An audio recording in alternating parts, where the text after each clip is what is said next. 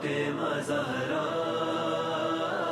oh Fatima Zahra, oh Fatima. To begin to understand Fatima al-Zahra and why she is so important in Islam, we must start our journey through a brief introduction of her parents. Her father is none other than Prophet Muhammad ibn Abdullah. Born an orphan with his father passing away shortly before his birth, he hailed from the respected Meccan tribe of the Quraysh and the clan of Banu Hashim. His lineage is traced back to Prophet Ibrahim through his son Prophet Ismail. The Prophet's life was anything other than ordinary, and eventually it was at the age of 40 that he began to receive revelation from God, which would form the Quran, thus initiating his open prophetic message as the final messenger of God and the seal of the prophets, a man who would change the course of history, not only of those of the Arabian Peninsula, but for the entire history of humanity until the end of time. Her mother was Khadija bint Khuwaylid, and she too came from the noble and respected tribe of the Quraysh. Her father was an extremely successful businessman who passed on many of his skills and talents to his daughter Khadija. At his passing away, he left much of his vast wealth to her, through which she was able to grow her trade caravan business. Due to her impeccable personality and character, she was known as the Princess of the Quraysh, and had also been given the title of the Pure One due to her honesty, integrity, and the care and concern she showed for the less fortunate around her, especially the widows and orphans. Their marriage, which according to historians took place when they were both around 25 years of age, was no doubt a joyous moment in their lives, and their families, although by this time their parents had long passed on, however, their extended family at least were present to witness this union, with the staunch believer Abu Talib presiding over their marriage ceremony. It had been 5 years since the Prophet began his open mission of propagation of the Quran and the faith of al-Islam. In this period of time, he had already experienced many supernatural happenings from God, which clearly showed his status as the final prophet, including the unique event of the Mi'raj, the ascension to the celestial heavens. It is in this context of having various divine interventions in his life that the conception of his daughter takes shape and gives us an indication of her greatness. One day, the archangel responsible for the descent of revelation from God, the angel Jibra'il, appeared to the Prophet and said, "O Muhammad, God the Almighty sends you greetings and orders you to separate yourself from Khadija for a period of 40 days. Now this was difficult for the Prophet, as Khadija was very dear to him. However, because God's orders must always take precedence, the Prophet did as he was told. After all, there had to be some wisdom in this act of God.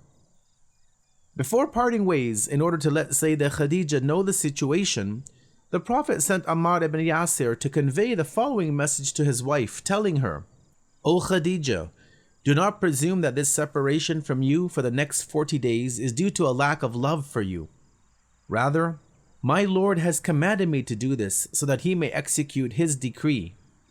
Do not imagine anything except fairness and felicity. God the Exalted praises you abundantly on a daily basis in the presence of his esteemed angels. Thus, when it turns dark at night, close your doors and rest, and know that I am staying in the house of Fatima bint Asad." Sayyidah Khadija was deeply saddened by this separation, however, fully submitted to the will of God. He had not let the Prophet down before, and for sure this was yet another grace being showered upon her husband.